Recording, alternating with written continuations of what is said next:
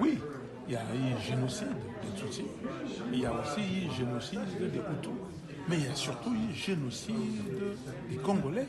Appelez ça comme vous voulez. Il y a les génocides des peuples nandais. Il y a des massacres au Congo. Ce qui m'intéresse, c'est quoi? Ce qui m'intéresse, c'est que les Congolais vivent en paix, que les Congolais vivent en sécurité et que les Congolais, avec les voisins, nous avons les voisins, pas que le Rwandais ou le Burundais ou les Ougandais, mais nous avons 9 voisins. Mais pourquoi nous n'avons pas le problème avec les Congo-Brazza? Pourquoi nous n'avons pas le problème avec les Tanzaniens ou les Zambiens? Et nous n'avons pas de problème avec le Rwandais, nous avons un problème avec un pouvoir qui veut régenter la région, y compris les Congos. Nous avons un problème avec des gens qui veulent piller les ressources du Congo. C'est ça le problème.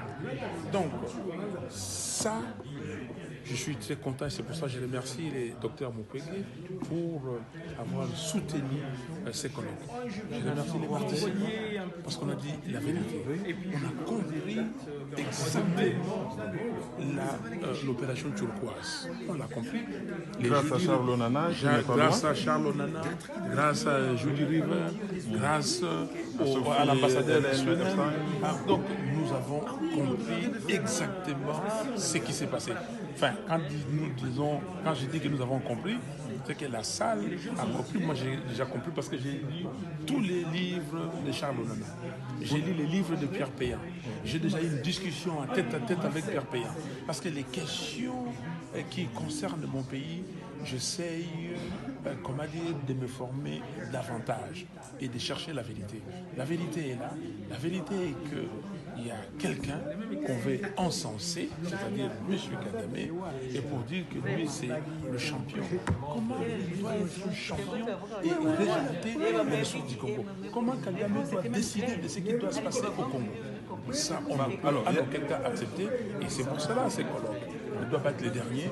La vérité commence à sortir et il faut faire tout pour que cette vérité soit répandue dans le monde entier. Alors, il y a quelque chose qui nous a surpris, on ne l'entend jamais de vous. Aujourd'hui, vous avez dénoncé clairement l'accord 4 d'Addis Abeba.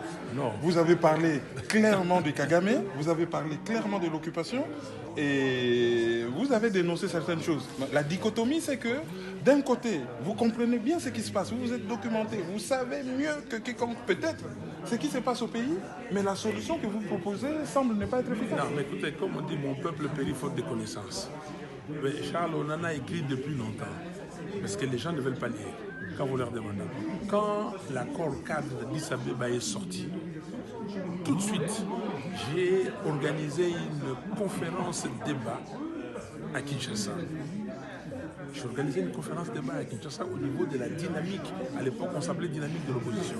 Pour dire que c'est la mise sous tutelle du Congo.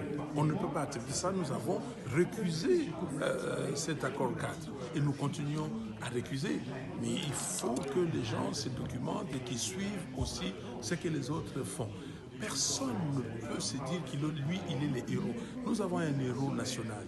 Lumumba, il est mort, il est mort.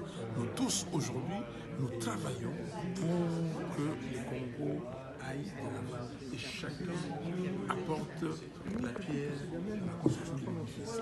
Nous avons la chance. Il y a tous ces journalistes, tous ces chercheurs, tous ces gens qui nous aident.